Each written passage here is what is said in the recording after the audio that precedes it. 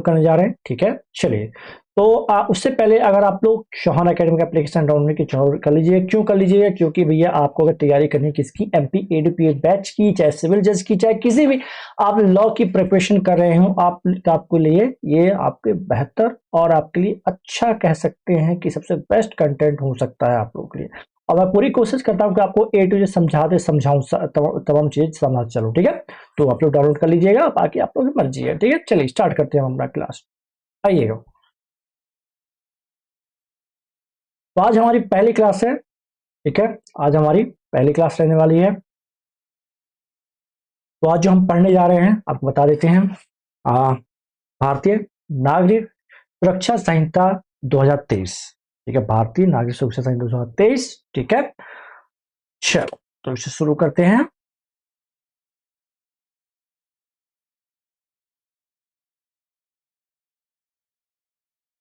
Okay, तो यहां देखिए, भारत संघ भारतीय नागरिक सुरक्षा संहिता 2023 अधिनियम आपका 46 वर्ष 2023 भारत के राजपत्र में 27 दिसंबर 2023 को प्रकाशित और 1 जुलाई 2024 से शुरू हुआ। यह इस दस्तावेज के 27 दिसंबर 2023 का संस्करण है, ठीक है, याद रखिएगा। और आपराधिक प्रक्रिया संबंधी कानून को समेकित और संशोधित करने का अधिनियम भारत गणराज्य के आपको 74वें वर्ष में संसद द्वारा यह अधिनियम किया गया है, ठीक है। आपराधिक प्रक्रिया संहिता 1973 सीआरपीसी को निरस्त करने और इसकी स्थापना नया अधिनियम लागू करना है। चलिए, तो मैं आपको यहां से कहानी इसकी शुरू करते हैं। क्या करते हैं, कहानी इसकी शुरू करते हैं, ठीक है। कि आखिर ये बीएनएस 2023 से क्या है, सबसे पहले समझिएगा। तो बीएनएस 2023 क्या है आपका, तो यह एक नया कानून है। क्या आपका, सबसे पहले याद रखिए, यह एक नया कानून जो भारत में आपराधिक मामलों की प्रक्रिया, कौन सी आपराधिक मामलों की, जैसे एफआईआर, गिरफ्तारी, जांच, ट्रायल, जमानत आदि क्या करती है, कंट्रोल करती है कि नियंत्रित करती है। क्या करती है, कंट्रोल करती है कि नियंत्रित करती है, ठीक है। और यह क्यों बनाया गया है, ठीक है। पहले जो कानून था आपका, जो था कौन सा, सीआरपीसी 1973, सरकार ने उसे हटाकर क्या करती है, नया कानून मतलब बीएनएसएस 2023 लागू किया, ताकि प्रक्रिया को मतलब आधुनिक और व्यवस्थित तरीके से क्या बनाया जा सके, ठीक है। अब यहां पर एक चीज आपने देखा है, मैंने आपको अभी बताया क्या, समेकित और संशोधन से क्या मतलब आपका, तो समेकित क्या कहलाता, तो पुराने नियमों को एक जगह इकट्ठा करना, मतलब जो पुराने नियम थे उन्हें समेकित करना। क्या करना, तो जो पुराने नियमों को क्या करना, एक जगह इकट्ठा करने को हम क्या कहते हैं, तो समेकित कहते हैं, ठीक है, कंसोलिडेट, ठीक है। अब यहां पर अमेंड क्या है, तो संशोधित क्या कहलाता है, तो पुराने नियमों में बदलाव करना। क्या करना है आपका, तो पुराने नियमों में बदलाव करना है, ठीक है। इसका मुख्य उद्देश्य क्या आखिर, तो आपराधिक मामलों की सुनवाई को और प्रक्रिया को और अधिक स्पष्ट, तेज और आधुनिक तरीके से करना है। इसलिए बीएनएस 2023 को बीएनएसएस 2023 को लाया गया है। समझ में आई बात, समझ में आई? देखिए और अच्छे समझाता हूं आपको, आसान शब्दों में कहें तो यह दस्तावेज भारत में क्रिमिनल केस चलाने की नई प्रक्रिया के बारे में, किस कौन सी आपकी, तो क्रिमिनल केस चलाने की नई प्रक्रिया है, याद रखिएगा। और क्या बदल गया इसमें, तो ऑलरेडी बता चुका हूं, भारत में पहले अपराधों की जांच और अदालती कार्रवाई किसके अकॉर्डिंग की जाती है, सीआरपीसी 1973 के तहत की होती थी। अब सरकार ने उसे खत्म करके उसकी जगह भारतीय नागरिक संहिता, सॉरी, भारतीय नागरिक सुरक्षा संहिता बीएनएसएस 2023 लागू कर दी है। और कब से लागू हुआ है, तो यह कानून 1 जुलाई 2024 से पूरे भारत में क्या लागू हो चुका है। और इसके आपको बता चुका हूं वो उद्देश्य क्या है किसके, जिसे पुरानी जो कानूनी व्यवस्था थी, जो कि कब से आपका, तो कह सकते हैं कि ब्रिटिश कालीन की क्या थी, तो मतलब कह सकते हैं अवशेषों से मिले हुए थे, मतलब उस तरह कानून थे, जो कि आधुनिक कानून क्या टकराव हो रहा था, इसलिए आधुनिक क्या लाया गया, ठीक है।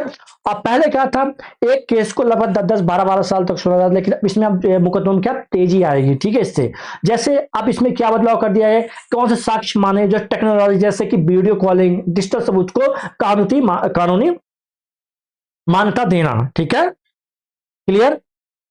जैसे याद रखिएगा, यदि किसी व्यक्ति पर 1 जुलाई 2024 पहले कोई मामला दर्ज हुआ है, तो उस पर अक्सर पुराने कानूनी तहत कार्रवाई चलती है, लेकिन इसके बाद मामलों के लिए नया कानून बीएनएस होता है। ठीक है, चलिए इतना चीज तो समझ में आ गई होगी मेरे हिसाब से। ठीक है, आगे बढ़े, चलिए तो चलते हैं चैप्टर 1। ये तो थोड़ा इंट्रोडक्शन दे दिया आपको। ठीक है, चलिएगा पब्लिकेशन देख लीजिएगा। ठीक है, कमेंसमेंट ये रहा आपका भारतीय नागरिक सूचना संहिता जो आपका राजपत्र प्रकाशन और प्रारंभ हो गया आपका। ठीक बच्चों, चलेंगे बस आप लोग बने रहिए बच्चे मेरे। ठीक है, कोई दिक्कत नहीं होगी, सब समझ में आएगा, बढ़िया तरीके से आपको आएगा। ठीक है अर्चना, चलेंगे। चलिए चैप्टर 1 प्रारंभिक शुरू करते हैं, और आपका सेक्शन 1 से। ठीक है, संक्षिप्त शीर्षक, विस्तार और प्रारंभ। ठीक है, तो सेक्शन 1 का उपधारा 1, उपधारा 2 और उपधारा 3 पढ़ने वाले हैं। ठीक है, हम लोग सब सेक्शन क्लियर। तो इस अधिनियम को भारतीय नागरिक सुरक्षा संहिता कहा जा सकता है। किसमें कहा गया आपका? तो आपके सेक्शन 1 के सब क्लॉज मतलब सब सेक्शन 1 में कहा गया है। और सब सेक्शन तुम क्या कहे, इस धारा के 9 क्या होंगे, 9 अध्याय होंगे। कितने आपके इस संहिता के 9 अध्याय होंगे। 11 और 12 संबंधित प्रावधान के अलावा अन्य प्रावधान लागू नहीं होंगे। ठीक है, अब इसमें सब क्लॉज भी जोड़ा गया है, प्यार रखिएगा। तो का नागालैंड राज्य को, खा जनजातीय क्षेत्रों पर परंतु राज्य संबंधी सरकार अधिसूचना द्वारा ऐसे प्रावधानों या उनमें किसी को नागालैंड राज्य के पूरे आंशिक भाग या ऐसे जनजातीय क्षेत्रों पर जैसा ही मामला हो वैसे पूरा आकाशीय परिणामी संशोधन के साथ लागू कर सकती है, जैसा कि अधिसूचना निर्दिष्ट किया जा सकता है। मैं समझाता हूं, ठीक है, तो पढ़ लीजिएगा, स्पष्टीकरण समझिएगा। इस खंड में जनजातीय क्षेत्र तात्पर्य उन क्षेत्रों जो 21 जनवरी 1972 से ठीक पहले असम के जनजातीय क्षेत्र में शामिल थे, जैसा कि संविधान की 6ठी अनुसूची के अनुच्छेद 20 में निर्दिष्ट है। शिलांग नगर पालिका की स्थानीय सीमाओं के भीतर आने वाले क्षेत्रों को छोड़कर। सब सेक्शन 3, यह उस तिथि से लागू होगा जो केंद्र सरकार आधिकारिक राजपत्र पे अधिसूचना द्वारा क्या करे, निर्धारित करे। ठीक है, क्लियर है, मैं आप समझाऊं क्या आपको? चलिए समझेंगे। तो इसका जो संक्षिप्त नाम पढ़ेंगे, ठीक है, कब से प्रारंभ हुआ इसके बारे में हम बहुत अच्छे से पढ़ने वाले हैं। ठीक है, सबसे पहले अगर मैं अच्छे से बात करूं तो संक्षिप्त नाम क्या है इसका आपका? तो भारतीय नागरिक सुरक्षा संहिता 2023 बीएनएसएस। ठीक है, ये क्या हुआ, इस कानून का नाम है आपका। एक्सटेंट, कहां लागू होगा? तो यह कानून पूरे भारत में लागू होगा, लेकिन नागालैंड और कुछ जनजातीय क्षेत्रों में स्वतः लागू नहीं होगा, अपने आप लागू नहीं होगा। कहां? नागालैंड और कुछ जनजातीय क्षेत्रों में अपने आप, मतलब जैसे कि अपने आप भारत पूरी जगह लागू हो गया अपने आप, लेकिन नागालैंड और उसके कुछ जनजातीय क्षेत्रों में यह अपने आप लागू नहीं होगा। यदि राज्य सरकार चाहे तो अधिसूचना जारी करके लागू कर सकती है। वहां की जो राज्य सरकार है नागालैंड की, क्या कर सकती है, एक अधिसूचना जारी कर इसे लागू कर सकती है।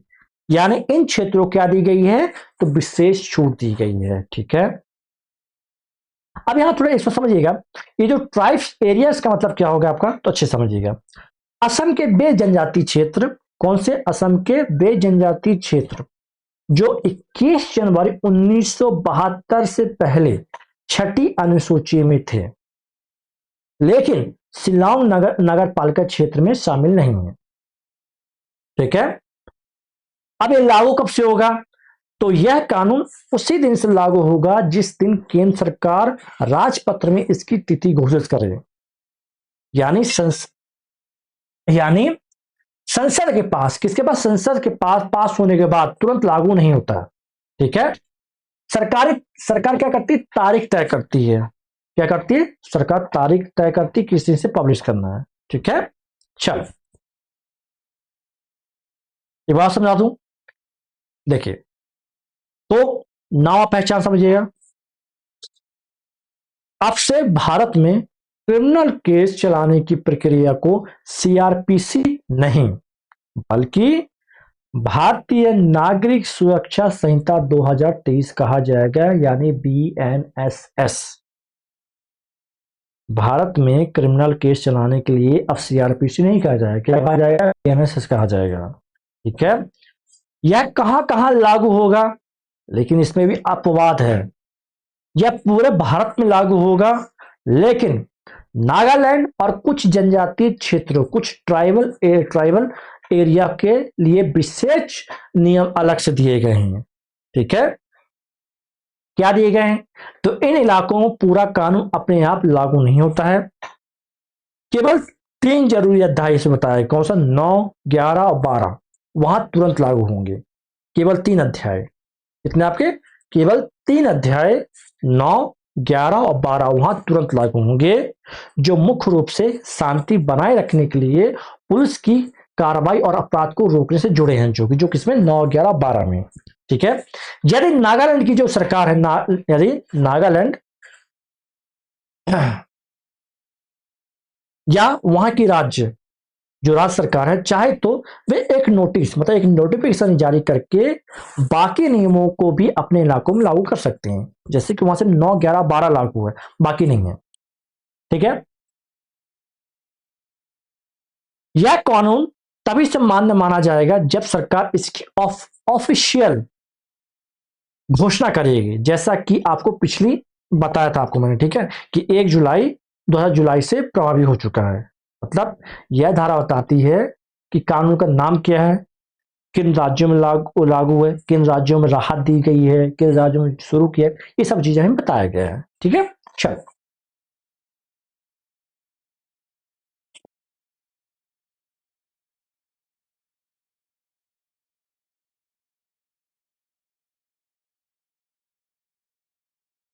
तो भारतीय नागरिक संहिता संहिता का प्रारंभ, पहले संक्षिप्त शीर्षक, लागू प्रावधान, नागालैंड और जनजातीय क्षेत्रों, जनजातीय क्षेत्र की परिभाषा, प्रारंभ तिथि। ठीक है ना, इतनी चीज क्लियर हुई क्या? इतनी चीज क्लियर हुई कि नहीं, मुझे बताएं। आई थिंक मेरे हिसाब से हो गई होंगी। चलेंगे, अब आइए सेक्शन 2 में आएंगे। सेक्शन 2 के सब सेक्शन 1 में आइए। ठीक है, सेक्शन 2 है कि आपका डेफिनेशन, परिभाषाएं। ठीक है, तो यहाँ पूरी परिभाषा दी गई, किसकी दी गई? परिभाषा दी गई। ठीक है, परिभाषा बहुत इंपॉर्टेंट, याद रखिएगा किसके आपका, तो परिभाषा बहुत इंपॉर्टेंट है। ये मेंशन रहती हैं, इसी को कानून बोला जाता है। मेंशन रहती है, जो कानून जो भी नहीं रहेगा वो भी मान सकते, इस बात नहीं है। देखिए, तो इस संहिता जब तक संदर्भ अन्यथा उपेक्षित ना हो, पहला इसके क्लॉज देखिएगा, आइडियो वीडियो इलेक्ट्रॉनिक साधन, वीडियो कॉन्फ्रेंसिंग, पहचान, तलाशी और साक्ष्य जब्ती प्रक्रिया, रिकॉर्डिंग, इलेक्ट्रॉनिक संचार का प्रसारण और अन्य ऐसे उद्देश्यों की तथा ऐसे अन्य साधनों द्वारा किसी भी संचार उपकरण उपयोग साधनों जैसा कि शासन का नियमों द्वारा कर सकती है। तो याद रखिए मेरे प्यारे बच्चों, आपके जो नए BNSS में है, इसमें वीडियो और ऑडियो रिकॉर्डिंग को साक्ष्य के रूप में एक्सेप्ट किया गया है कि अगर आपके पास ऑडियो वीडियो कुछ भी हो तो आप उसे साक्ष्य के रूप में प्रस्तुत कर सकते हैं। तो मान लो कभी भी आपसे आपके यहाँ कोई घटना घटित होती है, कोई आपसे विवाद करता है, कोई आपसे मारपीट करता है, तो उसका एक आप वीडियो जरूर बना के रखिए, चाहे हिडन बना के रखिए, चाहे खुले आम बना के रखिए, लेकिन आप उसे बनाइए कि सबसे मजबूत आपका सबसे साक्ष्य कौन सा आपका, तो ऑडियो और वीडियो इलेक्ट्रॉनिक साधन बहुत इंपॉर्टेंट आपका रहने वाला है। ठीक है,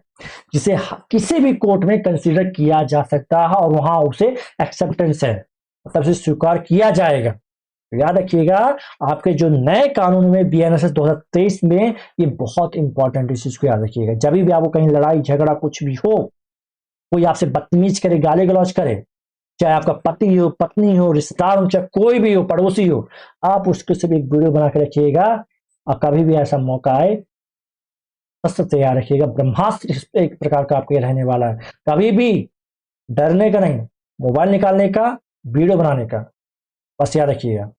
ठीक ना, चलिए आगे आइए बात करते हैं अब जमानत की। ठीक है, जमानत का अर्थ किसी अपराध के आरोपित या संदिग्ध व्यक्ति को किसी अधिकारी या न्यायालय द्वारा लगाई गई कुछ शर्तों पर कानून की रियासत से रिहा करना, बशर्ते वह व्यक्ति किसी बांड या जमानत पर बांड हस्ताक्षर करे, जो कि ऑलरेडी मैंने बांड जमानत ये सब आपको ऑलरेडी बता चुका हूं।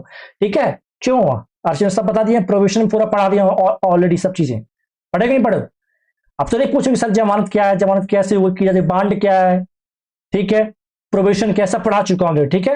और एक जमानती अपराध, ठीक है, तो ऐसे अपराध जिसे प्रथम अनुसूची में जमानती के रूप में दर्शाया गया, जिसे किसी अन्य कानून द्वारा जमानती बनाया गया, गैर जमानती अपराध से तात्पर्य है कि किसी अन्य अपराध में जमानत बांड करता है जमानतदार के साथ रिहाई का वचन, जो कि ऑलरेडी मैं बता चुका हूं, पढ़ा चुका हूं। बांड से क्या तात्पर्य है, तो बांड के बिना जमानत के रिहाई के लिए वचनबद्धता से है। आरोप के आपका प्रभार का कोई भी शीर्ष शामिल जब प्रभार एक से अधिक शीर्षों, और संज्ञा अपराध क्या है, तो से तात्पर्य है ऐसे अपराध जिसके लिए संज्ञा मामला, तो तात्पर्य ऐसे मामले से है जिसमें पुलिस कोई अधिकारी प्रथम अनुसूची के अनुसार उस समय लागू किसी अन्य कानून के तहत बिना वारंट की गिरफ्तार कर सकता है। चलिए मैं समझाता हूं इसे, बहुत ही प्यार समझाता हूं। मैं ऑलरेडी बहुत सारी चीजें आपको कहां बता चुका हूं, तो ऑलरेडी मैं पढ़ा चुका हूं, प्रोविजन एक्ट 1958 में ऑलरेडी पढ़ा चुका हूं। पढ़ा चुका नहीं पढ़ा चुका बताएं, पढ़ा चुका नहीं पढ़ा चल याद रखिए मेरे बच्चे, ये जो पहला आपको बता रहा हूं ऑडियो वीडियो इलेक्ट्रॉनिक मीन्स क्या है आपका, तो जब आप पहचान, तलाशी, साक्ष्य आदि की प्रक्रिया वीडियो कॉन्फ्रेंसिंग या रिकॉर्डिंग से की जा सकती है। मान लीजिए कभी कोई पुलिस वाला छापा मारता है तो उससे मारने के हिसाब से पहले वो वीडियो बनाएगा, यह आधुनिक डिजिटल प्रक्रिया को मान्यता देता है। दूसरा जमानत क्या आपका, तो आरोपी को शर्तों पर रिहा करना, उसे कोर्ट में उपस्थित होने का वादा करना होता है, ठीक है। और यहां बेलेबल और आपका नॉन बेलेबल, तो जमानती अपराध और अजमानती अपराध क्या है, तो जमानत के अधिकार के रूप में मिलती है और जमानत कोर्ट के विवेक पर मिलती है अजमानती अपराध पर, ठीक है। बेल बॉन्ड या बॉन्ड क्या कहलाता है आपका, तो बेल बॉन्ड जमानत के साथ होती है और बॉन्ड बिना जमानतदार के केवल व्यक्तिगत आश्वासन पर होता है, ठीक है। हाँ, कॉन्जुगल ऑफेंस क्या कहलाता है आपका, तो पुलिस बिना वारंट के सीधे गिरफ्तार कर सकती है, जैसे कि उदाहरण हत्या, डकैती आदि। हम ऑलरेडी मैंने आपको कॉन्स्टिट्यूशन में पढ़ाया था, आपको अगर याद हुआ तो, ठीक है। चलिए तो मैं अब चलिए बहुत अच्छे सिंपल से बताता हूं आपको, एक एक चीज बताता हूं। यहां पहला पॉइंट ऑडियो वीडियो इलेक्ट्रॉनिक साधन, ठीक है। तो इसमें याद रखिएगा, अब पुलिस और अदालतें व्हाट्सएप, वीडियो कॉल या अन्य डिजिटल माध्यमों का उपयोग गवाही लेने या सबूत रिकॉर्ड करने के लिए कानूनी रूप से कर सकती है। क्या बताया मैंने, अच्छे समझिएगा। ऑडियो वीडियो इलेक्ट्रॉनिक साधन में अब पुलिस और अदालतें व्हाट्सएप, वीडियो कॉल और अन्य डिजिटल माध्यम का उपयोग करके गवाही लेने, मतलब गवाही लेने ये सबूत रिकॉर्ड करने के लिए कानूनी रूप से क्या कर सकती है, स्वीकार कर सकती है, ठीक है।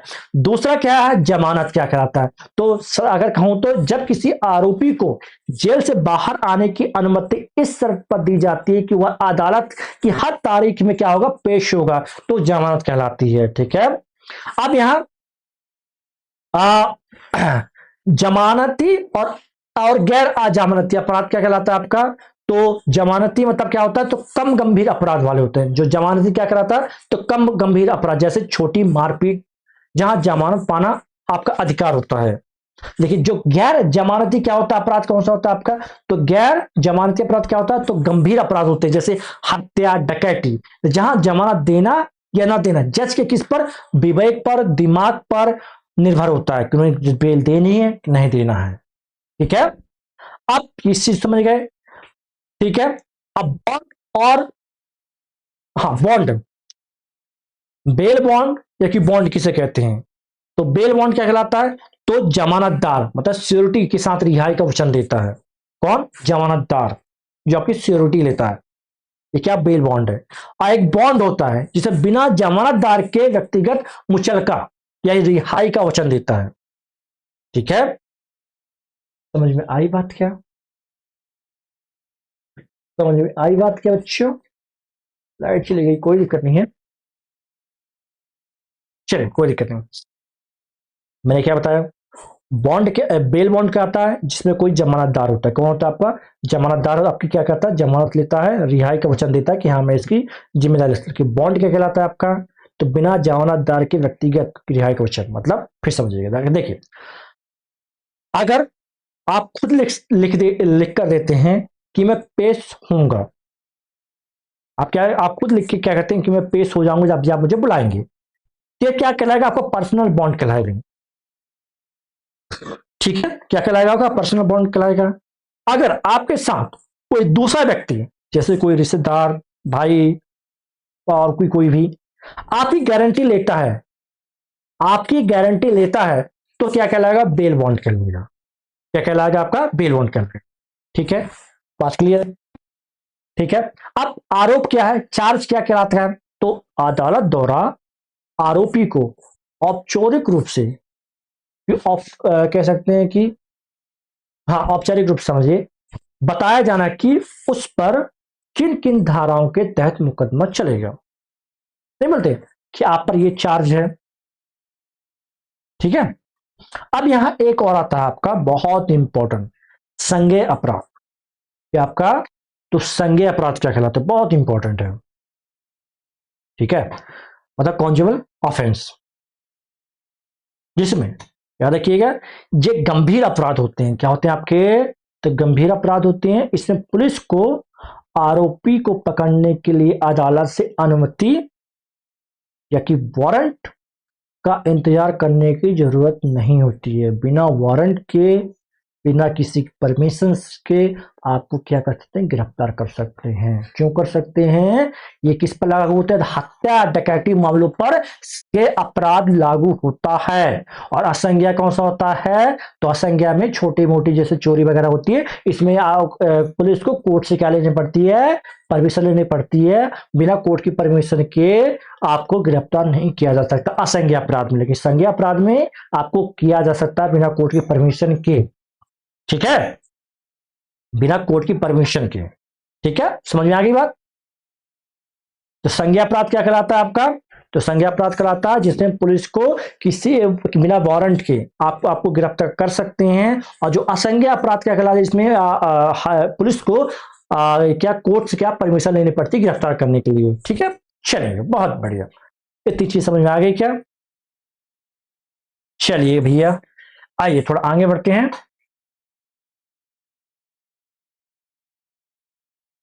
मैंने आपको आइडिया वीडियो बताया दिया। ठीक है, ये सभी प्रारित चार्ज बता दिया, बेल, बॉन्ड और ये बता दिया। ठीक ना, चलिएगा। आईडीओ, जमानती, जमानती बॉन्ड, आरोप, जमानत, गैर जमानती अपराध, बॉन्ड, संज्ञेय अपराध, इतनी चीजें समझ में आ गई होगी मेरे हिसाब से। तो आ गई मेरे प्यारे विद्यार्थियों, तो बताते चले, आई कि नहीं आई? ठीक है, अर्चना आप तो बताते ही चलिए कि आपको आ रहा है कि नहीं आ रहा है, क्योंकि आपका जरूरी है। ठीक है, चलिए आगे बढ़े। ओके, अब आइए जरा थोड़ा सा, अब शिकायत क्या कहलाती है आपकी? शिकायत, शिकायत से तात्पर्य है किसी मजिस्ट्रेट को मौखिक या लिखित रूप में इस संहिता के तहत कार्रवाई करने के उद्देश्य से दिया है किसी आरोप से है कि किसी व्यक्ति ने, चाहे वह ज्ञात हो या अज्ञात हो, कोई अपराध किया, लेकिन इसमें पुलिस रिपोर्ट शामिल नहीं है। स्पष्टीकरण समझिएगा, स्पष्टीकरण, किसी पुलिस अधिकारी द्वारा किसी मामले में दी गई रिपोर्ट जिसमें जांच के बाद किसी गैर संज्ञेय अपराध घटित होने का पता चलता है, शिकायत मानी जाएगी। जिस पुलिस अधिकारी द्वारा ऐसी रिपोर्ट दी गई है उसे शिकायतकर्ता माना जाएगा।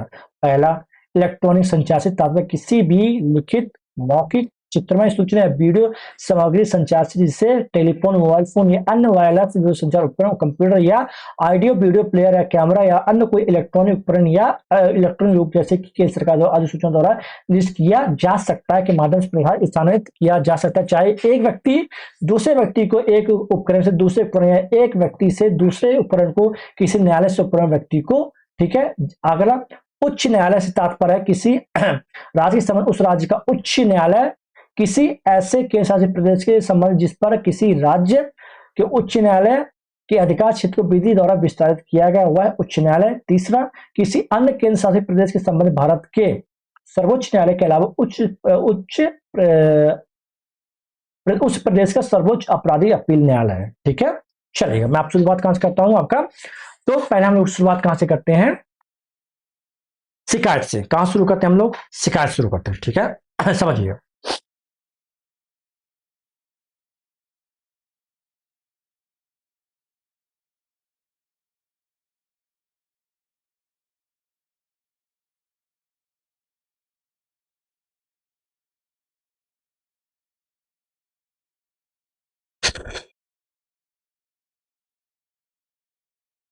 उच्च न्यायालय।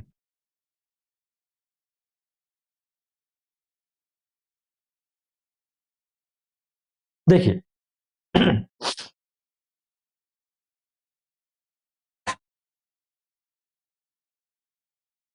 समझिए अच्छे इस हिसाब से समझिएगा। ये जो यच वाला है, यच वाला क्या कहना चाहता है, कंप्लेंट। क्या आपका कंप्लेंट, शिकायत। तो जब कोई व्यक्ति सीधे मजिस्ट्रेट के पास जाकर अपराध की सूचना देता है तो वह शिकायत है, समझिएगा। जब कोई व्यक्ति सीधे मजिस्ट्रेट के पास जाकर अपराध की सूचना देता है तो क्या है, आपकी शिकायत है। एफआईआर या पुलिस द्वारा दी गई नॉर्मल रिपोर्ट शिकायत नहीं मानी जाती है। लेकिन अगर पुलिस गैर संज्ञेय अपराध में जांच करके रिपोर्ट दे तो वह शिकायत मानी जाएगी। समझ आया क्या, समझ में आया।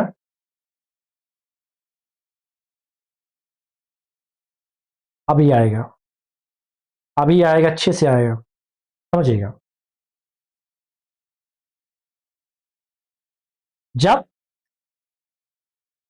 मान लीजिए आप सीधे जज के पास जाकर कहते हैं कि मेरे साथ अपराध हुआ और आप कार्रवाई करें तो उसे शिकायत कहते हैं।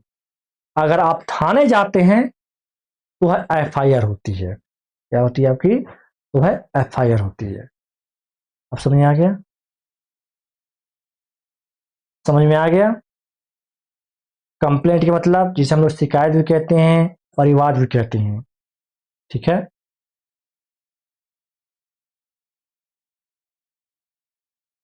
ठीक है, चलो, इतना से समझ में आ गई। अब आगे अब यहां पर इलेक्ट्रॉनिक कम्युनिकेशन को बताया गया, ठीक है। तो इसमें WhatsApp message, email, video call, audio recording, CCTV footage, ये सब इलेक्ट्रॉनिक संचार में शामिल है, ठीक है। और बीएनएसएस ने डिजिटल साक्ष्यों को स्पष्ट रूप से परिभाषित किया, हमने पढ़ा भी डेफिनेशन में, ठीक है। क्लियर। हर राज्य का अपना हाईकोर्ट होता है। कुछ केंद्र शासित प्रदेश किसी राज्य के हाईकोर्ट के अधीन आते हैं, जहां अलग अलग क्या होती है, व्यवस्था होती है। वहां की सबसे बड़ी आपराधिक और अपील अदालत को हाईकोर्ट माना जाता है, ठीक है।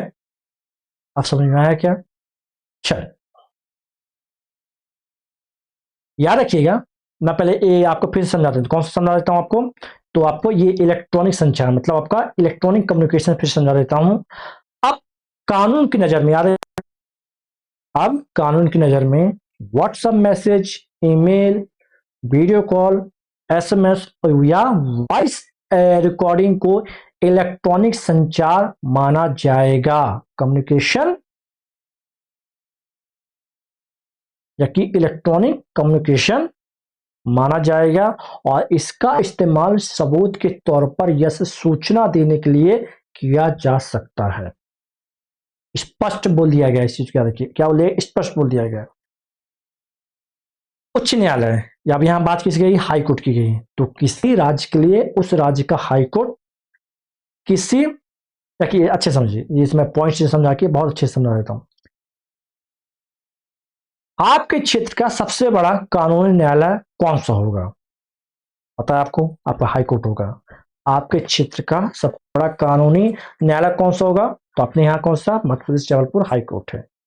जैसे मान लो, या कि एक एग्जाम्पल और लीजिए, अगर मैं पूरी भारत बात कर रखूं, जैसे दिल्ली के लिए, मान लो दिल्ली में आप हैं तो दिल्ली हाई कोर्ट होगा। जैसे पंजाब के लिए या हरियाणा के लिए, मध्य प्रदेश के लिए ये क्या होगा, पंजाब, हरियाणा या कि मध्य प्रदेश हाई कोर्ट होगा। ये सबसे बड़ा कानूनी क्या होगा, न्यायालय होगा आपके क्षेत्र का। ठीक है, चलिए आगे चलिएगा।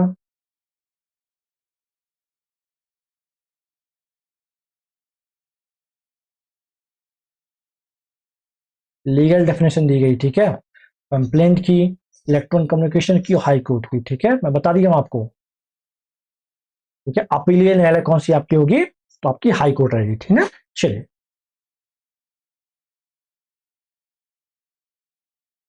शिकायत की प्रक्रिया चक्र देख लीजिएगा।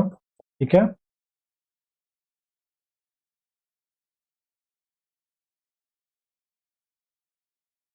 आप समझिए थोड़ा, जांच किसे कहते हैं, ये हम अभी डेफिनेशन पढ़े, याद रखिएगा। तो जांच से तात्पर्य इस संहिता के अंतर्गत किसी मजिस्ट्रेट या न्यायालय द्वारा मुकदमे के अलावा की गई प्रत्येक जांच से है। ठीक है, जांच इस संहिता के साक्ष्य एकत्र करने हेतु तो पुलिस अधिकारी द्वारा किसी व्यक्ति मजिस्ट्रेट के अतिरिक्त द्वारा की गई जाने वाली सभी कार्रवाई शामिल है जिसे मजिस्ट्रेट द्वारा इस संबंध में अधिकृत किया गया है। स्पष्टीकरण, यदि किसी विशेष अधिनियम के प्रावधान इस संहिता के प्रावधान के असंगत हो तो विशेष अधिनियम के प्रावधान प्रभावी होंगे। ठीक है, न्यायिक कार्यवाही में कोई भी ऐसी कार्रवाई शामिल जिसके दौरान कानूनी रूप से शपथ पर साक्ष्य लिया जाता या लिया जा सकता है। ठीक है, न्यायालय या मजिस्ट्रेट के संबंध स्थानीय क्षेत्र का तात्पर्य उस क्षेत्र स्थानीय क्षेत्र से है जिसके भीतर न्यायालय या मजिस्ट्रेट इस संहिता के अधीन अपनी सभी या कोई भी शक्तियां प्रयोग कर सकती है और ऐसा स्थानीय क्षेत्र राज्य की संपूर्ण भाग या राज्य किसी भाग को समाहित कर सकता है जैसा कि राज्य सरकार आदेश द्वारा निर्दिष्ट करे।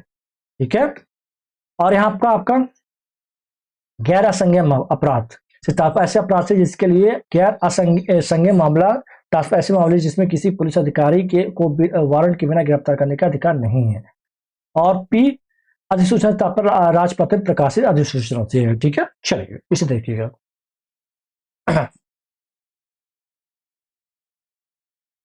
इंक्वायरी, इंक्वायरी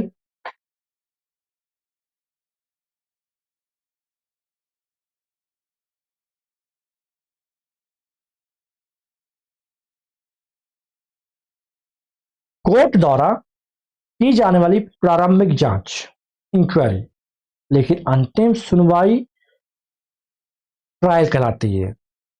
लेकिन अंतिम सुनवाई क्या कहती है, ट्रायल कहलाती है, इंक्वायरी नहीं कहलाती है। यानी इंक्वायरी ट्रायल से पहले एक प्रक्रिया है।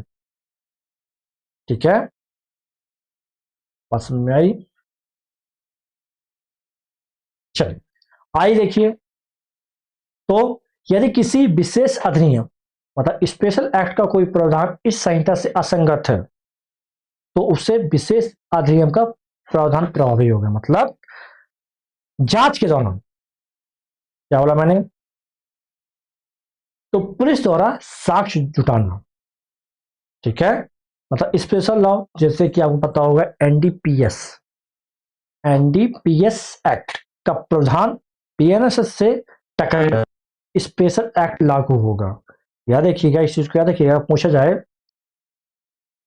कि अगर एनडीपीएस एक्ट बीएनएस एक्ट से क्या होता है आपका टकराए तो यहां कौन सा लागू होगा, स्पेशल एक्ट लागू होगा। ठीक है, एम पॉइंट देखिएगा, एम पॉइंट क्या कहना चाहता है, तो जिसमें जहां गवाह शपथ लेकर बयान देता है तो इसे जुडिशियल प्रोसीडिंग कहते हैं। जहां गवाह क्या करता है, आपका शपथ लेकर बयान देता है। एंड स्थानीय अधिकार क्षेत्र, ठीक है, हर कोर्ट का एक सीमित क्षेत्र होता है और वही उसका अधिकार क्षेत्र मतलब जुरिस्डिक्शन कहलाता है। ठीक है, ओ असंज्ञेय अपराध, तो पुलिस को पहले कोर्ट की अनुमति चाहिए। किस लिए, जैसे मान लो कोई मारपीट हो गई, मानहानि केस है, तो उसमें पहले पुलिस को क्या होगा, परमिशन लेनी पड़ेगी, अनुमति लेनी पड़ेगी कि हम इसी व्यक्ति को गिरफ्तार करने जा रहे हैं। ठीक है, पी अधिसूचना से क्या तात्पर्य, नोटिफिकेशन से, तो अधिसूचना से तात्पर्य ऑफिशियल गैजेट में प्रकाशित होना है। ठीक है, समझ में आई बात। चलिए फिर से एक बात बता देता हूं, समझिएगा। इंक्वायरी, जांच, क्या कहलाता है आपका, ये आपका के वाला के पॉइंट से शुरुआत करते हैं, ठीक है। हम्म, ठीक है, देखिए। इंक्वायरी, इंक्वायरी, जांच, जब कोई कोर्ट यह तय करने के लिए छानबीन करता है, जब कोई कोर्ट मतलब यह तय करने के लिए छानबीन करता है कि मामला आगे बढ़ाने लायक है या नहीं, तो उसे इंक्वायरी कहते हैं। यह ट्रायल मुकदमा शुरू होने से पहले एक प्रक्रिया है, मतलब ट्रायल शुरू होने की पहले एक प्रक्रिया है। ट्रायल क्या होगा, ट्रायल शुरू होगा फिर आपका केस चलेगा। ट्रायल शुरू होने की पहले एक प्रक्रिया इंक्वायरी है, ठीक है। अब इसी के अंतर्गत ये आपका यह पुलिस का काम है कि जब पुलिस मौके पर जाकर गवाहों के बयान लेती है और सबूत जुटाती है, तो उसे हम क्या कहते हैं, तो उसे कहेंगे जो इन्वेस्ट किया जा रहा है, क्या किया जा रहा है, इन्वेस्टिगेशन किया जा रहा है, ठीक है। तो यहाँ पुलिस भी कर सकती है और जज कभी खुद भी मतलब याद रखिए, जज कभी भी इन्वेस्टिगेशन नहीं करता, मतलब इन्वेस्टिगेशन नहीं करता, ठीक है। क्लियर, चलिए। एम पॉइंट देखिए, एम पॉइंट जिसमें जुडिशियल प्रोसीडिंग मतलब न्यायिक कार्यवाही, जिससे तात्पर्य क्या है, कोई भी ऐसी कानूनी प्रक्रिया, कोई भी ऐसी कानूनी प्रक्रिया जहां गवाह गीता या संविधान की कसम खाकर गवाही देता है, ठीक है, तो उसे हम क्या बोलेंगे, तो उसे न्यायिक कार्यवाही बोलेंगे, मतलब जुडिशियल प्रोसीडिंग, ठीक है। ये एम पॉइंट है। एंड पॉइंट क्या कह रहा है आपका, लोकल जुरिस्डिक्शन, स्थानीय अधिकार क्षेत्र। तो हर जज या पुलिस स्टेशन का एक क्या होता है, इलाका होता है, एक क्षेत्र होता है। वे केवल उसी इलाके के मामलों पर क्या फैसला सुना सकते हैं या कि कार्रवाई कर सकते हैं, ठीक है। तो ये बात। अब यहां पर एक मैंने आपको अभी संज्ञा अपराध बताया था, ठीक है, जिसमें बताया था कि आपको पुलिस बिना वारंट के गिरफ्तार कर सकती है। अब मैं आपको क्या बता रहा हूं, असंज्ञ अपराध की यहाँ परिभाषा दी गई है, ठीक है। क्या किस परिभाषा दी गई, असंज्ञ अपराध की। तो इसका मतलब क्या होगा, यह कम अपराध होते हैं, क्या बोला मैंने, क्या बोला, ये कम अपराध होते हैं, जैसा मानहानि या मामूली धोखाधड़ी, ठीक है, ये कम अपराध वाले होते हैं। इसे पुलिस आपको तब तक गिरफ्तार नहीं कर सकती जब तक जज साहब लिख कर ना दे दें या कि वारंट जारी ना कर दें, क्योंकि ये गंभीर मामला नहीं है, ठीक है। इसे तरह से समझिएगा, ठीक है। अब यहां नोटिफिकेशन किसे कहते हैं, तो सरकार जब भी कोई नया नियम या आदेश क्या करती है, पब्लिक करती है, पब्लिकली करती है, तो है सरकारी अखबार गैजेट में छापना, जिसे हम क्या कहते हैं, नोटिफिकेशन कहते हैं। क्या कहते हैं हम लोग, नोटिफिकेशन कहते हैं। क्लियर, चलो।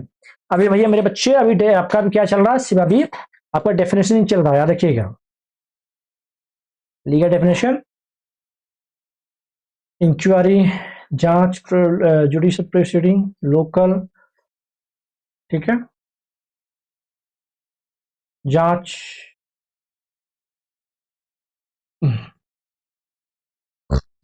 चलिए। इसके बाद आगे हम 3 में आएंगे, ये हमारा लास्ट हम पढ़ लेते हैं। देखिएगा, समझिए।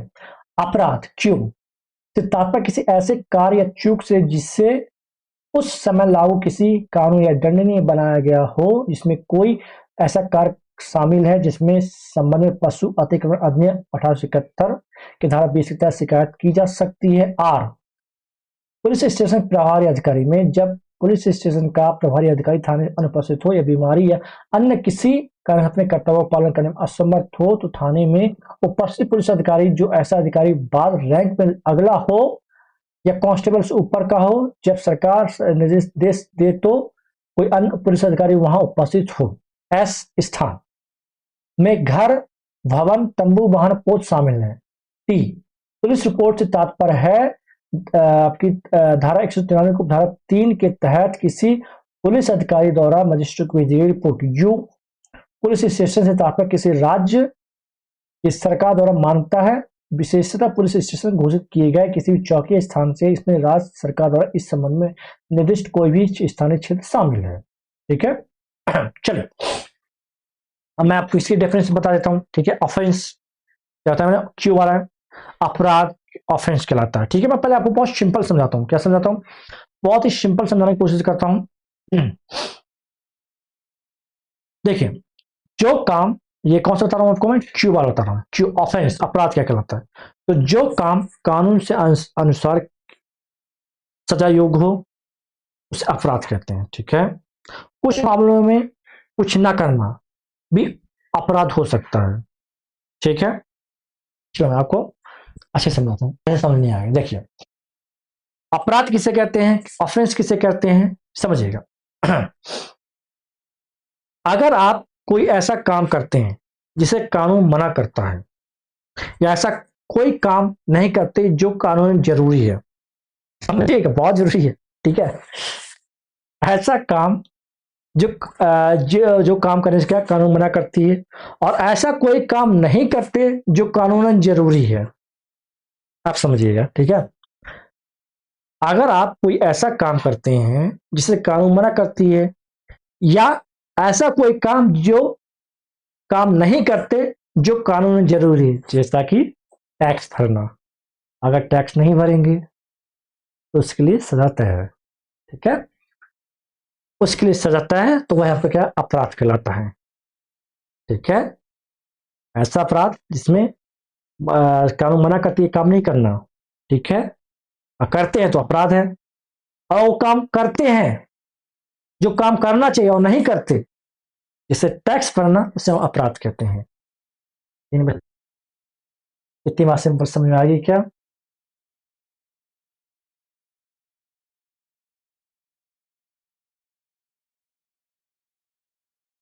ठीक। चलिए आगे बताऊं। आर, आर पॉइंट देखिएगा, इसमें पुलिस स्टेशन क्या आपका, तो पुलिस स्टेशन का प्रभावी अधिकारी, हेलो, जस्ट अ वेट,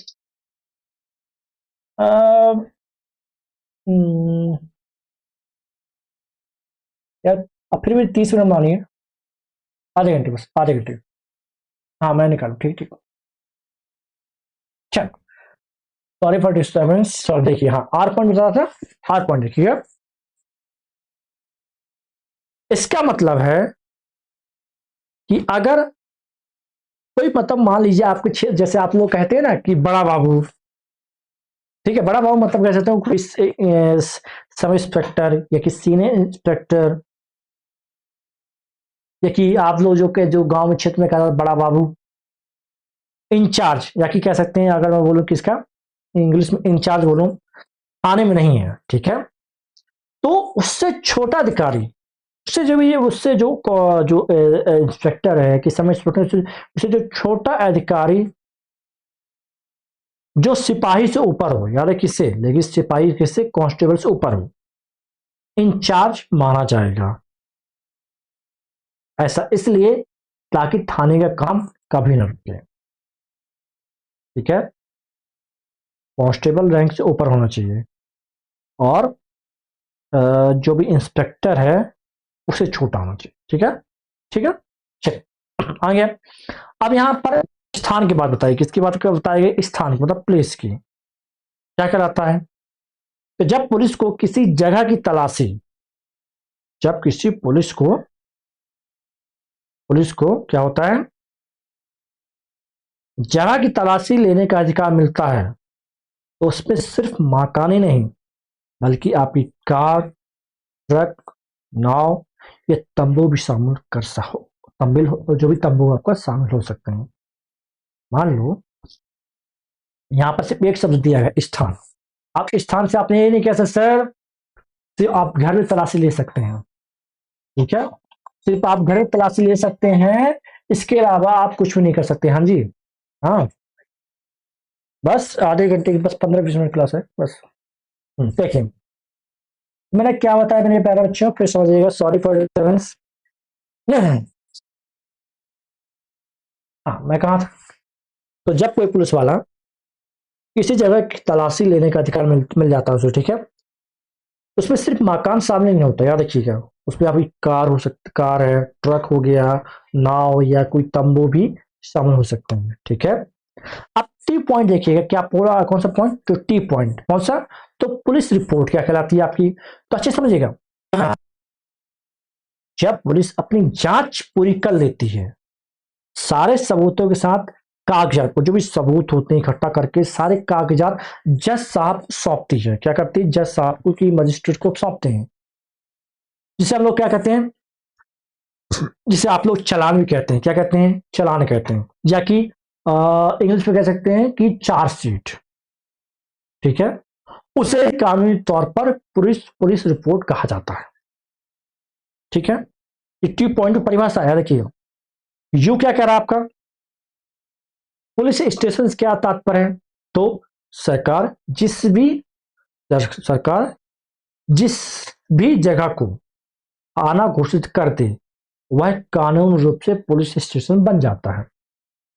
इसमें उस थाने के अंतर जो भी अंतर्गत आने वाले इलाके, एरिया भी शामिल होता है, ठीक है। बात क्लियर है बच्चे, हो गई होगी मेरे अनुसार, हो जानी चाहिए वैसे आपको, हो जानी चाहिए मेरे अनुसार, तो हो गई कि नहीं हुई, हो जाएगी वैसे मेरे हिसाब से तो। आगे बढ़े क्या,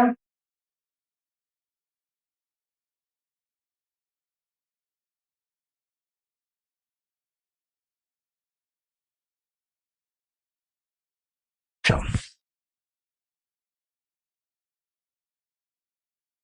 मैंने ऑफेंस की परिभाषा बता दी आपको, office incharge, place, police report, police station, सब बता दिया मैंने आपको, ठीक है। ये लीगल डेफिनेशन याद रखिए, क्या आपकी लीगल डेफिनेशन है आपकी।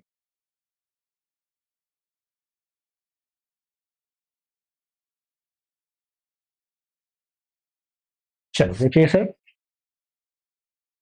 सेक्शन 3 के सब सेक्शन 1 टू, तो सेक्शन 1 में जब तक संदर्भ आप अन्यथा अपेक्षित न हो, किसी भी कानून में किसी मजिस्ट्रेट के लिए बिना विशेषण शब्दों के प्रथम श्रेणी के मजिस्ट्रेट या द्वितीय श्रेणी के मजिस्ट्रेट, कोई भी संदर्भ किसी भी क्षेत्र के समय उस क्षेत्र का अधिकार क्षेत्र का प्रयोग वाले प्रथम श्रेणी के न्यायिक मजिस्ट्रेट या द्वितीय श्रेणी के न्यायिक मजिस्ट्रेट के संदर्भ के रूप में समझा जाएगा, समझाता हूं, ठीक है भाई।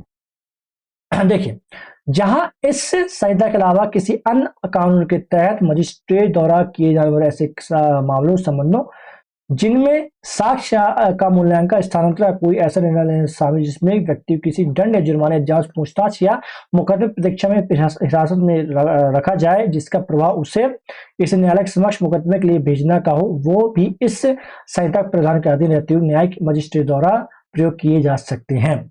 जो प्रशासनिक या कार्रवाई प्रकृति की, जैसे लाइसेंस देना, लाइसेंस का निलंबन, रद्द करना, अभियोजन को मंजूरी देना, अभियोजन वापस लेना, वे खंडन है, ठीक है, कि प्रधानों के अधीन एक कार्यकारी मजिस्ट्रेट द्वारा प्रयोग किए जाएंगे, ठीक है।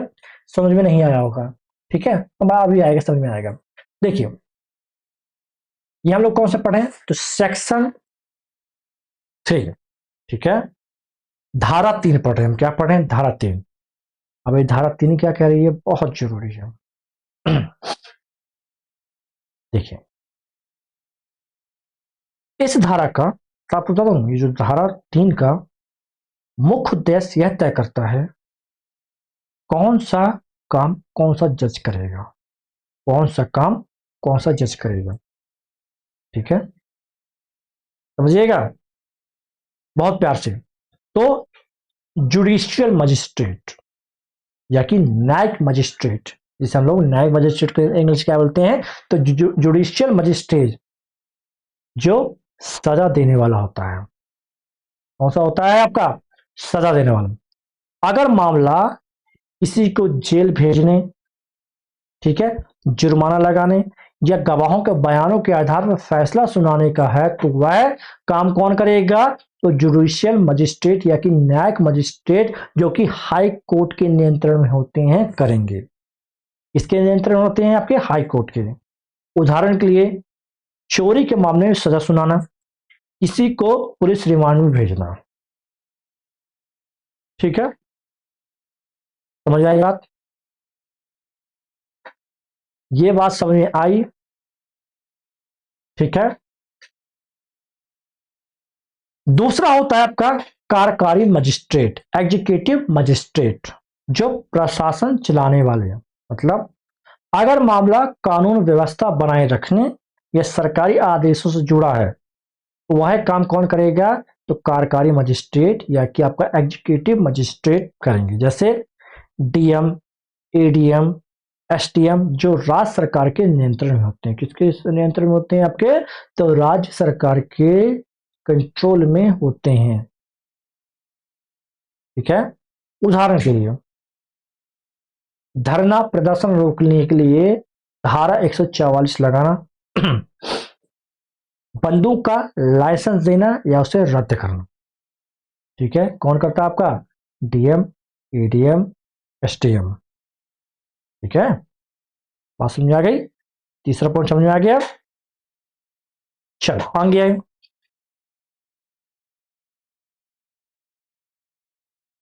Judicial magistrate, executive magistrate, first class magistrate और आपका सेकंड क्लास।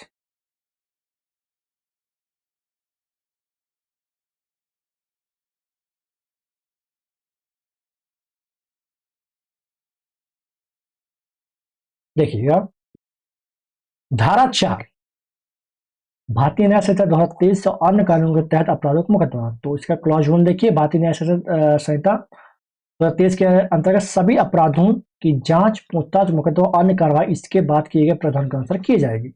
सेकंड, किसी भी अन्य कानून के अंतर्गत अपराधों की जांच, पूछताछ, मुकदमा और अन्य प्रकार से निपटान उसी प्रावधान के अनुसार किया जाएगा, लेकिन उस समय लागू किसी अधिनियम के अधीन रहते हुए ऐसे अपराधों की जांच, पूछताछ, मुकदमे अन्य प्रकार से निपटान के तरीके स्थान को विनियमित करता हो।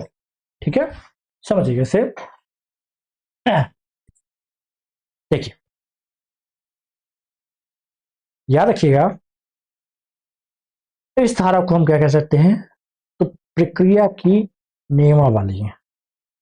मैं जो बताते जा रहा हूं ना, बहुत अच्छे से समझिएगा। धारा 4 को क्या कहते हैं? हम लोग कह सकते हैं तो रूल बुक कह सकते हैं। क्या कह सकते हैं? कभी पूछे, वैसे तो हम नहीं पूछे लेकिन फिर भी कभी पूछे, धारा चाहिए आपके बीएनएसएस के सेक्शन 4 को क्या कहते हैं? तो आप बिल्कुल कह सकते हैं इसे प्रक्रिया की नियमावली, हिंदी में, या कि रूल बुक कह सकते हैं।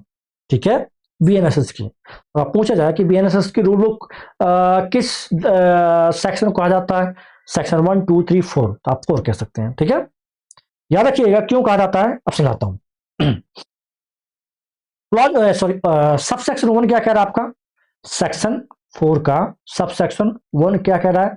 कि मुख्य अपराधों के लिए बीएनएस के तहत, मतलब अगर कोई अपराध भारतीय न्याय संहिता बीएनएस के तहत हुआ है, अगर कोई अपराध भारतीय न्याय संहिता बीएनएस के तहत हुआ है, जैसे चोरी, हत्या, धोखाधड़ी, तो उसकी पूरी प्रक्रिया यानी पुलिस की जांच से लेकर कोर्ट के फैसले तक इसी बीएनएसएस की किताब के नियमों के अनुसार चलेगी। ठीक है, हाँ, ठीक है। आगे सब क्लॉज 2 क्या कह रहा है? अदर लॉज, मतलब भारत में कई विशेष कानून हैं, जैसे एनडीपीएस। एनडीपीएस मतलब जो कि ड्रग्स से संबंधित होते हैं। क्या उसे? जो ड्रग्स होते हैं उससे संबंधित होते हैं। ठीक है, और जैसे बच्चों के संरक्षण के लिए तो पॉक्सो। ठीक है, या कि यूपा, यूएपीए, यूपा। ठीक है, ठीक है। तो नियम है, इन कानून के मामलों की प्रक्रिया तो किसमें? बीएनएसएस वाली ही अपनाई जाएगी। लेकिन अपवाद इसमें कैसा है? अगर उस विशेष कानून में अपना खुद का कोई अलग नियम दिया गया है, जैसे कि मामले की सुनवाई केवल एक विशेष कोर्ट में होगी, तो फिर बीएनएसएस की बजाय उस कानून की बातें मानी जाएंगी। ठीक है, तो इस चीज क्या रखिएगा, सबसे पहले बीएनएस अपराध 100% बीएनएसएस के नियमों का पालन होगा। अगर बीएनएस अपराध के तहत अपराध हुआ है, जो प्रक्रिया चलेगी वो बीएनएसएस के नियमों के वो पालन किया जाएगा। अगर कोई अदर लॉ है तो बीएनएसएस चलेगा जब तक उसमें कोई अलग से नियम या कानून ना हो। ठीक है, समझ आ गया होगा मेरे हिसाब से। तो आज जाना चाहिए, बहुत सिंपल तरीके से मैंने बता दिया आपको। बताया कि नहीं बताया?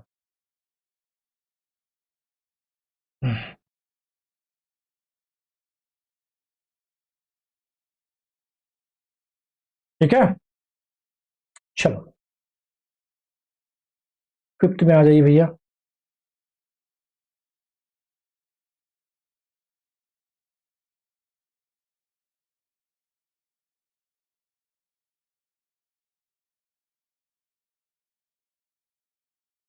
सेविंग, बचत। इस संहिता में निहित कोई भी बात विपरीत प्रावधान के अभाव में उस समय लागू किसी विशेष स्थानीय कानून किसी अन्य द्वारा प्रदत्त किसी विशेष अधिकार क्षेत्र या शक्ति द्वारा किसी विशेष प्रक्रिया को प्रभावित नहीं करेगी। ठीक है, जो कि पुराने सीआरपीसी की धारा 5 के समान है। ठीक है, इसे मैं आपको वो भी दे दिया हूँ, पुराना आप वो भी पढ़ सकते हैं। यहाँ क्लिक करेंगे और आपको पुराना को भी मिल जाएगा। ठीक है, चलिए फिफ्थ वाला। तो फिफ्थ वाला यहाँ क्या करा है?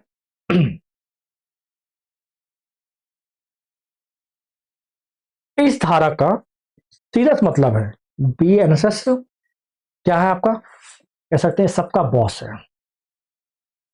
ये जो आपका भारतीय नागरिक सुरक्षा संहिता है, ये सबका बॉस है। ठीक है, ठीक है। अगर अगर बोलूं कि अगर कोई सोचे कि सर ये बीएनएसएस तो फिर सारे कानूनों को क्या बाप कहलाएगा, बस बाप नहीं सर, सबका बॉस कहलाएगा। ठीक है, जो अगर अलग से जो कानून दिए गए कि ऐसा नहीं है वैसा है, तुम्हें तो ये क्या कर देगा, तो नहीं देगा, लेकिन ऐसा नहीं है। अगर आपको लगता है कि बीएनएसएस सबका बॉस है तो नहीं, यह अन्य जो विशेष कानून होते हैं उनके लिए भी रास्ता छोड़ देता है। क्या करता है? उनके लिए भी रास्ता छोड़ देता है। जैसे बात किया जाए, अगर किसी खास विषय के लिए पहले से कोई कानून बना दिया जाएगा, जैसे पॉक्सो के लिए, पॉक्सो एक्ट के लिए, ठीक है, तो उसमें बीएनएस उन कानून के काम में दखल नहीं देगा। ठीक है, विशेष प्रक्रिया को प्राथमिकता दी गई। कैसे? यदि किसी विशेष कानून में लिखा है कि इस मामले की जांच केवल इस विशेष तरीके से होगी, तो पुलिस और कोर्ट उसी तरीके को अपनाएगी, ना कि बीएनएसएस के नियमों के। ठीक है, जैसे कि आपको पता होगा विशेष शक्तियां किसके पास होती है आपके पास, तो सेना कानून या कुछ अधिकारियों को दी गई वैसी शक्तियां बने रहेंगी। ठीक है, तो सीधी बात क्या बता दूं आपको अच्छे से, कि बीएनएसएस किसी विशेष कानून जैसे पॉक्सो के बीच कोई टकराव होता है तो विशेष कानून की बात मानी जाएगी, ना कि बीएनएसएस की। यह साफ साफ लिखा हुआ है। ठीक है,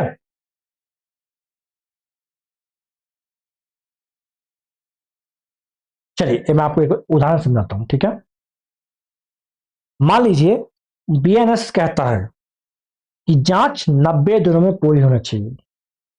कौन कहता है आपके? तो बीएनएसएस कहता है।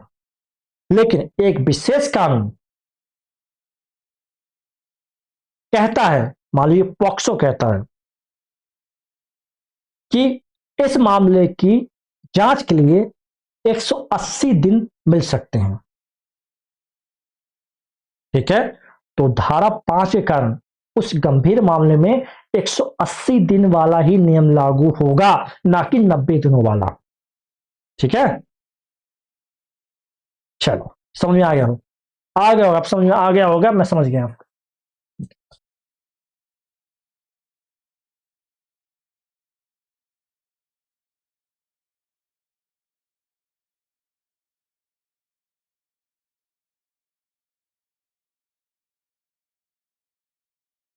अरे खत्म, चलो अच्छी बात है। पहले पीडीएफ कंप्लीट, लेकिन वैसे पीडीएफ ऑलरेडी है, लेकिन पढ़ाऊंगा मैं आपको अगली क्लास में, नहीं ज़्यादा टाइम हो जाएगा बच्चों मेरे। अब मुझे टाइम दो, हम शुरू करेंगे आगे से। ठीक है, ठीक है, कोई दिक्कत नहीं है, चलिएगा। तो मेरे प्यारे विद्यार्थियों, समझ में आया? बताएं अर्चना जी, समझ में आया आपको? ठीक है, कोई दिक्कत परेशानी तो नहीं है? बताएं।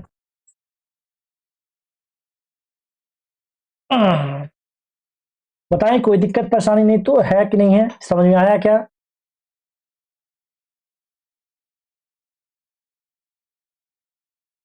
हाँ जी अर्चना जी, कोई दिक्कत परेशानी है तो बताइए मुझे जरा।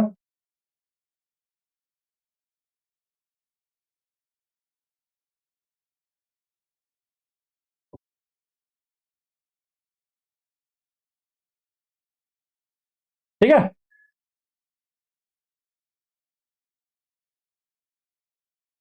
ओके। आई थिंक मेरे साथ कोई डाउट नहीं रहा होगा, ठीक है।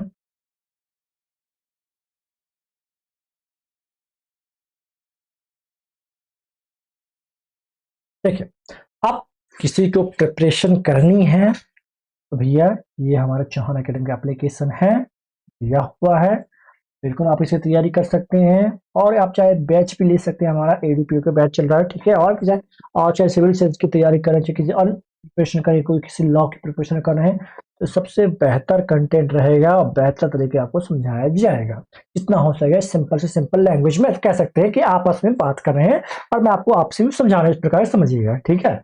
कोई ज्यादा टफ लैंग्वेज नहीं, एकदम सिंपल से सिंपल लैंग्वेज आपको समझने की पूरी कोशिश करूंगा। एक्ट को जितना आप लोग सिंपल समझेंगे उतना बेहतर होगा, ठीक है। चलिए, मुलाकात करेंगे आपसे नेक्स्ट वीडियो में। तब तक के लिए जय हिंद जय भारत। आप अपना क्या लिखिएगा, पढ़ते रहिएगा, और मैं आपको पूरी कोशिश करूंगा इसी तरह आपको पढ़ाते रहूंगा हर एक एक्ट।